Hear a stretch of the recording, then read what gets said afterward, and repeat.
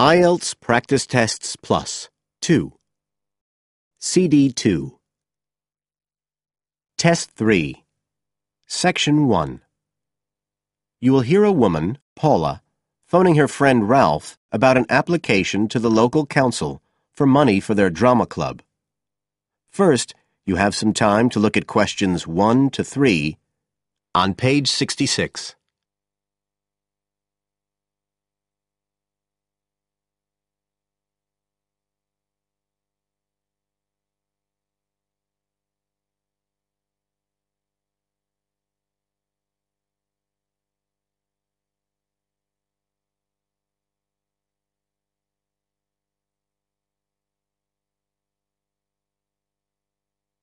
You will see that there is an example which has been done for you. On this occasion only, the conversation relating to this will be played first.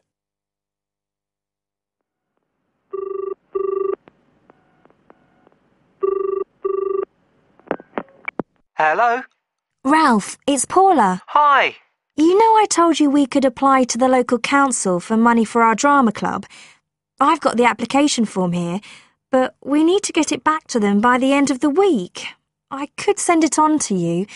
You really ought to fill it in as president of the club, but I don't know if it'll get to you in time. Well, you're the secretary, so I expect it's okay if you fill it in. Yeah, but I'd really like to check it together. Right, that's fine. Like, the first part asks for the main contact person. Can I put you there? Sure. Right, so that's Ralph Pearson. The man's name is Ralph Pearson, so Ralph Pearson has been written in the space. Now we shall begin. You should answer the questions as you listen, because you will not hear the recording a second time. Listen carefully and answer questions 1 to 3.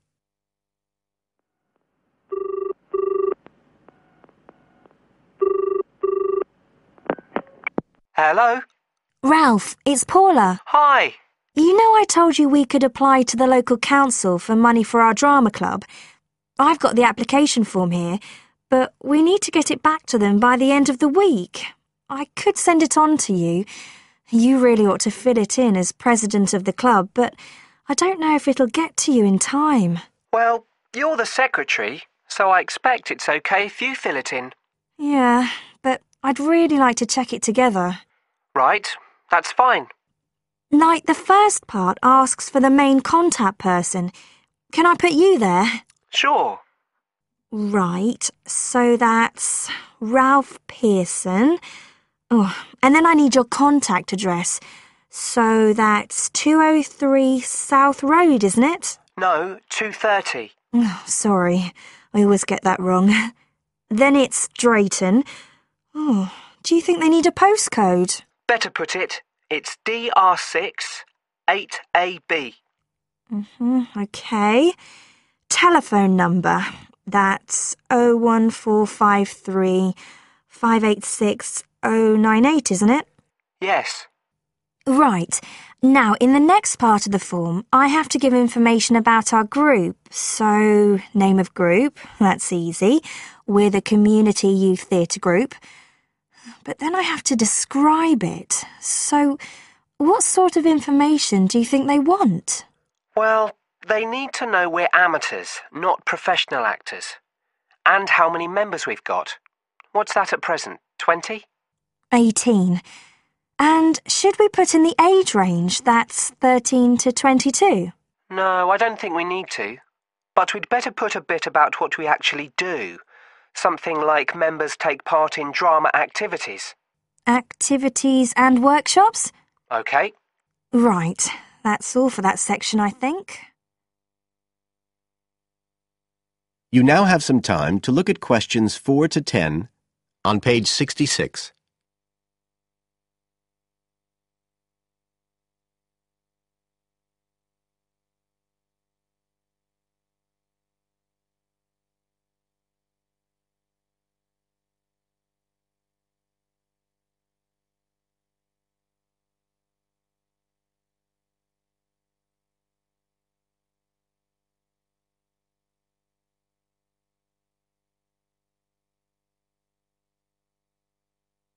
Now listen and answer questions 4 to 10. Now, the next bit is about the project itself, what we're applying for funding for. So, first of all, they need to know how much money we want. The maximum's £500. I think we agreed we'd ask for £250, didn't we? OK. There's no point in asking for too much. We'll have less chance of getting it. Then we need to say what the project, the activity is. Right. So we could write something like, to produce a short play for young children. Should we say it's interactive? Yes, good idea. Right, I've got that. Then we have to say what we actually need the money for. Isn't that it? No, we have to give a breakdown of details, I think. Well, there's the scenery. But we're making that. We need to buy the materials, though. Oh, OK. Then there's the costumes. Right. That's going to be at least £50. OK. And what else? Oh, I just found out we have to have insurance. I don't think it'll cost much, but we need to get it organised. Yes, I'd forgotten about that. And we could be breaking the law if we don't have it. Good thing we've already got curtains in the hall. At least we don't have to worry about that. We'll need some money for publicity. Otherwise, no one will know what we're doing. And then a bit of money for unexpected things that come up. Just put sundries at the end of the list. OK, fine. Now, the next thing they want to know is if they give us the grant, how they'll be credited. What do they mean, credited? I think they mean how we'll let the public know that they funded us. They want people to know they've supported us. It looks good for them. Well, we could say we'd announce it at the end of the play. We could make a speech or something. They might prefer to see something in writing. We'll be giving the audience a programme, won't we? So we could put an acknowledgement in that? Yeah, that's a better idea. OK, and the last thing they want to know is if we've approached any other organisations for funding and what the outcome was. Well, only National Youth Services, and they said that at present funds were not available for arts projects. Right, I'll put that. And then I think that's it. I'll get that in the post straight away. I really hope we get the money. I think we've got a pretty good chance. Hope so anyway. Thanks for doing all this, Paula. That's OK. See you soon. Bye. Bye. That is the end of Section 1. You now have half a minute to check your answers.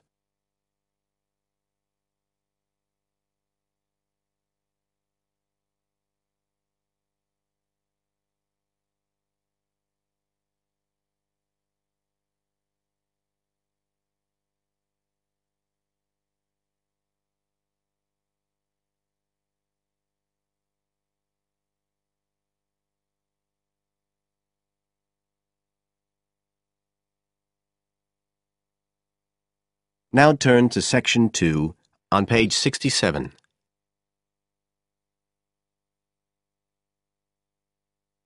Section 2. You will hear Joanne describing her home city of Darwin in Australia to a man called Rob, who hopes to go there. First, you have some time to look at questions 11 to 15 on page 67.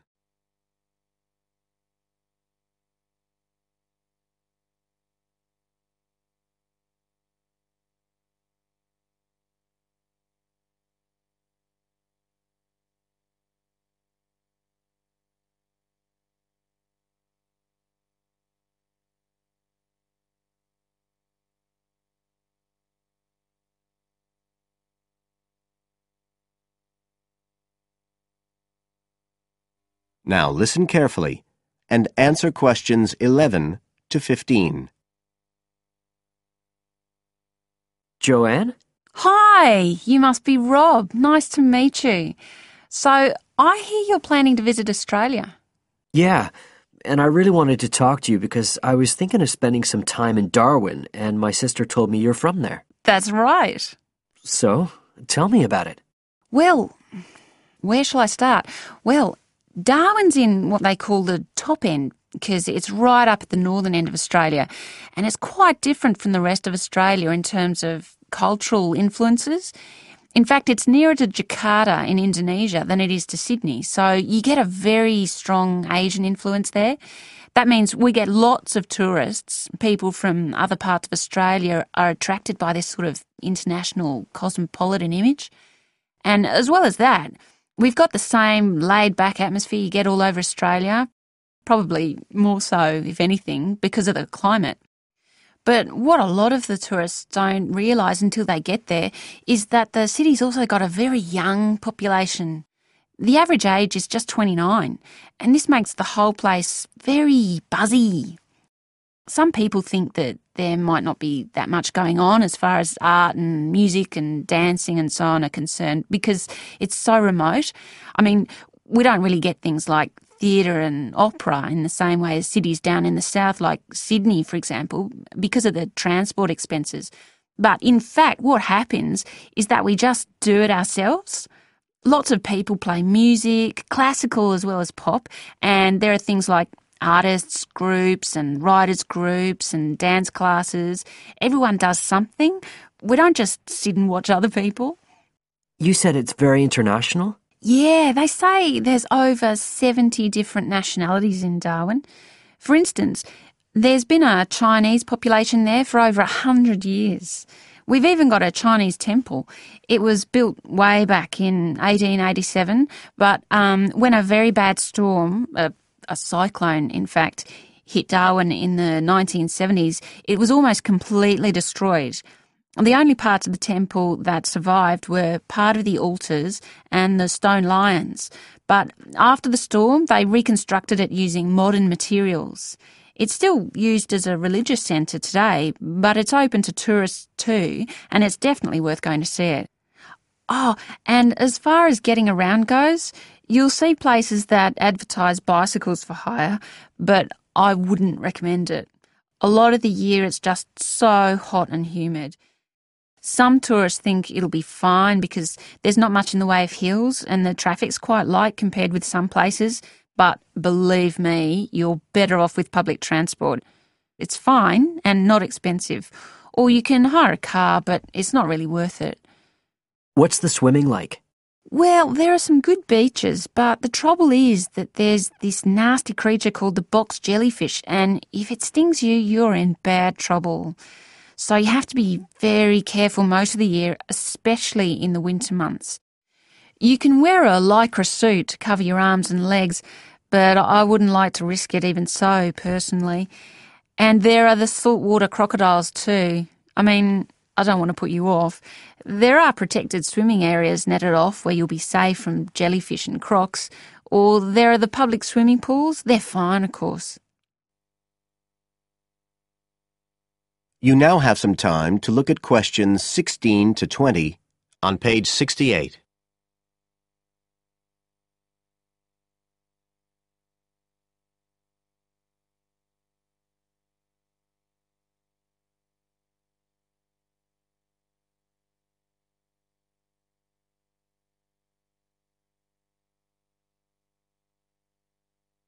Now listen and answer questions 16 to 20.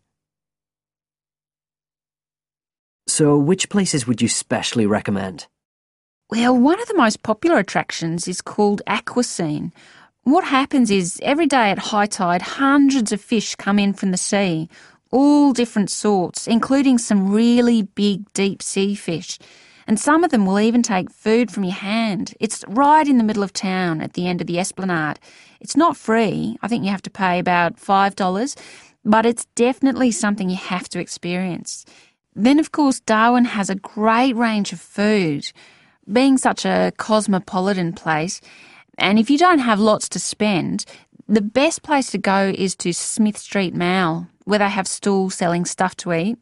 There's all sorts of different things, including Southeast Asian dishes, which I really like.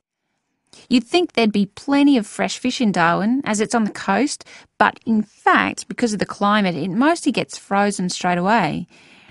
But you can get fresh fish in the restaurants on Cullen Bay Marina. It's a nice place to go for a special meal, and they have some good shops in that area too. What else? Well, there's the Botanic Garden. It's over 100 years old and there's lots to see. An orchid farm, rainforest, a collection of palm trees, a wetlands area. You can easily spend an afternoon there. That's at Fanny Bay, a couple of kilometres out to the north. Then, if you've got any energy left in the evening, the place to go is Mitchell Street. That's where it all happens as far as clubs and music and things are concerned. You'll bump into lots of my friends there. Talking of friends, why don't I give you some email addresses? I'm sure they wouldn't mind. That is the end of Section 2. You now have half a minute to check your answers.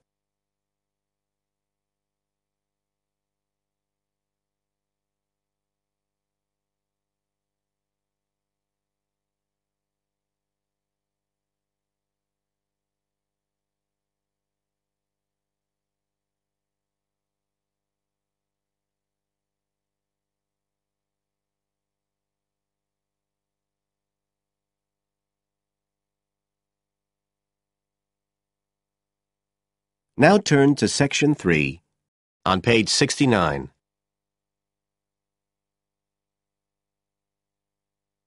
Section 3. You will hear two university students, Phil and Stella, talking to their tutor about their research project. First, you have some time to look at questions 21 to 27 on pages 69 and 70.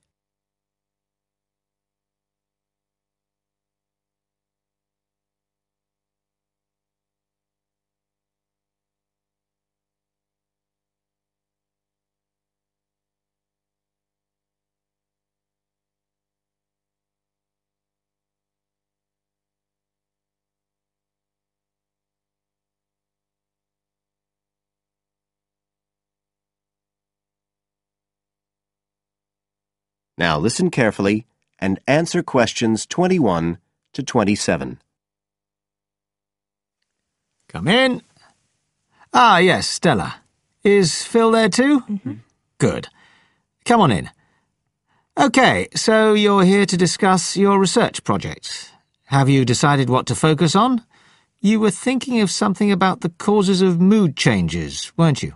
Yes, but the last time we saw you, you suggested we narrowed it down to either the effects of weather or urban environment. So we've decided to focus on the effects of weather. Right, that's more manageable. So, your goal is, Phil? To prove the hypothesis, no. To investigate the hypothesis that the weather has an effect on a person's mood. Good. And what's your thesis, Stella? Well, our thesis is that in general, when the weather's good, it has a positive effect on a person's mood, and bad weather has a negative effect. Can you define your terms here? For example, what do you mean by good and bad? OK, well, good would be sunny, warm weather, and bad would be when it's cold and cloudy or raining. And how would you define an effect on a person's mood? What would you be looking to find? An effect on the way a person feels. A change in the way they feel, like from feeling happy and optimistic to sad and depressed. Right. And what sort of weather variables will you be looking at? Oh, sunshine, temperature, cloudiness, precipitation, among others. It'll depend a bit what the weather's like when we do the survey. Fine. We'll talk about that in a minute. But first, what about background reading? I gave you some suggestions.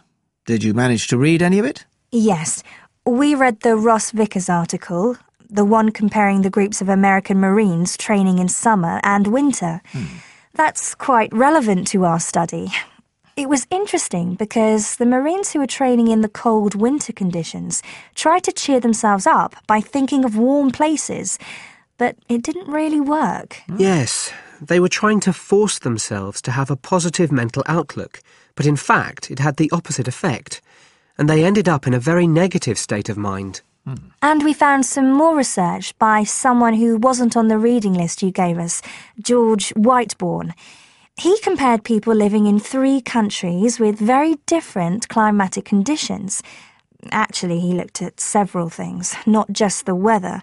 But he found some people's reactions to bad weather were much worse than others, and it was linked to how stressed they were generally. The weather on its own didn't have such a significant effect on mood. And we looked at a paper by Haverton. Yeah, he broke weather up into about 15 or 16 categories and did qualitative and quantitative research. He found that humans respond to conditions in the weather with immediate responses, such as fear or amazement. But these responses can also be linked to associations from their earlier life, such as a particular happy or sad event. Did you have a look at Stanfield's work? Yes. It was interesting because the type of questions he asked was similar to what we were planning to use in our survey. Yes. He asked people how they were feeling on days with good and bad weather. He found the biggest factor seemed to be the humidity. Moods were most negative on days with a lot of rainfall. Long periods without sunshine had some effect, but nothing like as much. That could be quite a useful model for your project. Yes, we thought so too. Although we can't continue our survey for as long as he did. He did his over a 6-month period. You now have some time to look at questions 28 to 30 on page 70.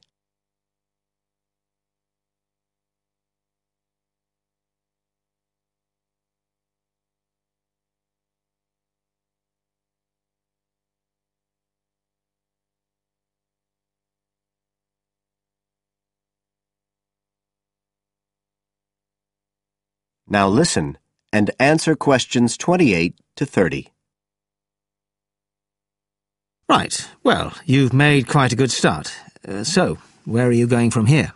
Well, we've already made the questionnaire we're going to use for the survey. It's quite short, just 8 questions. We're aiming to survey 20 people over a period of 3 months from October to December. We can't specify the actual dates yet because it depends on the weather. We want to do the survey on days with a range of different weather conditions. And we'll just be working on campus, so our data will only be statistically sound for the student population here. That's okay. Have you thought how you'll determine what will constitute each aspect of weather, and how many you're looking at? We decided on 4. The amount of sunshine, cloudiness, temperature and precipitation. We thought we might use the internet to get data on weather conditions on the days we do the survey, but we haven't found the information we need, so we might have to measure it ourselves. We'll see. Then we've got to analyse the results, and we'll do that using a spreadsheet, giving numeric values to answers. And then, of course, we have to present our findings to the class, and we want to make it quite an interactive session. We want to involve the class in some way in the presentation, maybe by trying to create different climatic conditions in the classroom, but we're still thinking about it. I see. Well, that sounds as if you're on the right lines. Now, what I'd suggest that you think about, in addition to the work you... That is the end of section 3. You now have half a minute to check your answers.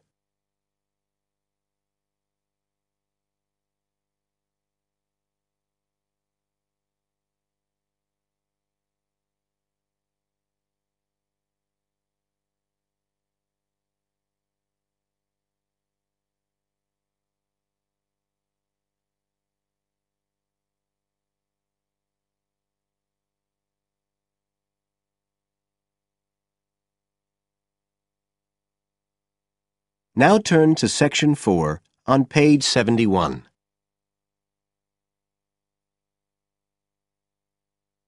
Section 4. You will hear a lecturer in education talking about some experiments done in the USA to investigate the effects of reducing class sizes. First, you have some time to look at questions 31 to 40 on pages 71 and 72.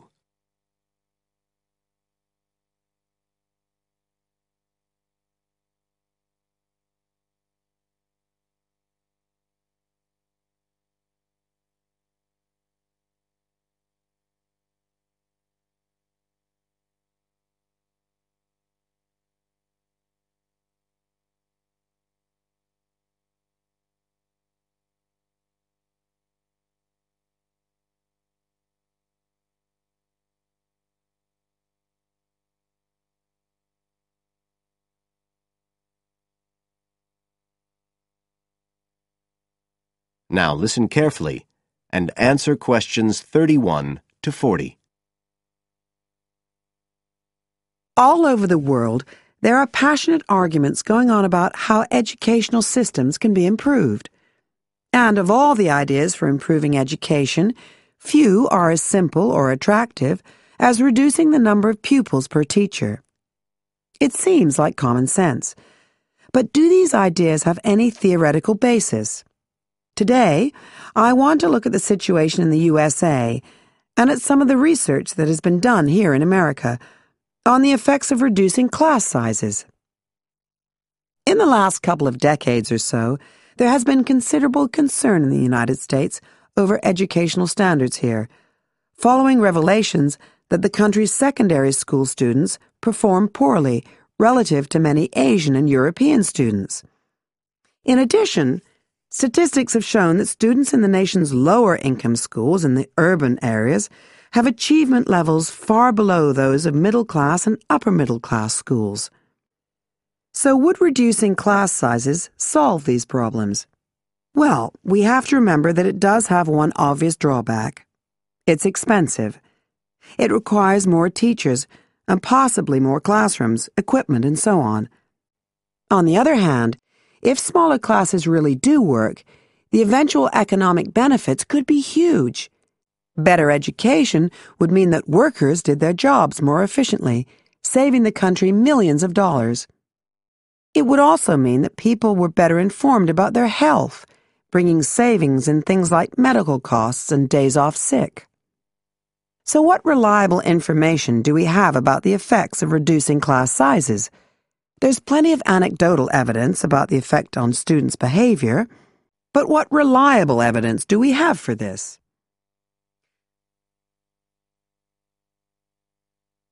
Let's have a look at 3 research projects that have been carried out in the USA in the last couple of decades or so. The first study I'm going to look at took place in the state of Tennessee in the late 1980s. It involved some 70 schools. In its first year, about 6,400 students were involved, and by the end of the study, 4 years later, the total number involved had grown to 12,000. What happened was that students entering kindergarten were randomly assigned to either small classes of 13 to 17 students or regular-sized classes of 22 to 26. The students remained in whatever category they had been assigned to through the 3rd grade, and then, after that, they joined a regular classroom. After the study ended in 1989, researchers conducted dozens of analyses of the data. Researchers agree that there was significant benefit for students in attending smaller classes, and it also appears that the beneficial effect was stronger for minority students. However, there's no agreement on the implications of this. We still don't know the answer to questions like how long students have to be in smaller classes to get a benefit, and how big that benefit is, for example. The second project was much larger and took place in California. Like the Tennessee study, it focused on students from kindergarten through to grade 3, but in this case, all schools throughout the state were involved. The experiment is still continuing, but results have been very inconclusive, with very little improvement noted. And the project has, in fact, also had several negative aspects. It meant an increased demand for teachers in almost all California districts. So the better-paying districts got a lot of the best teachers, including a fair number that moved over from the poorer districts. And there were a lot of other problems with the project. For example, there weren't any effective procedures for evaluation. All in all, this project stands as a model of what not to do in a major research project. A third initiative took place in the state of Wisconsin at around the same time as the California project began, and it's interesting to compare the two. The Wisconsin project was small. Class sizes were reduced in just 14 schools, but it was noteworthy because it targeted schools at which a significant proportion of the students were from poor families, compared with California's one-size-fits-all approach. Analysts have found that the results are very similar to the Tennessee project, with students making gains that are statistically significant and that are considerably larger than those calculated for the California initiative. Now, I'd like to apply some of these ideas to the latest. That is the end of Section 4. You now have half a minute to check your answers.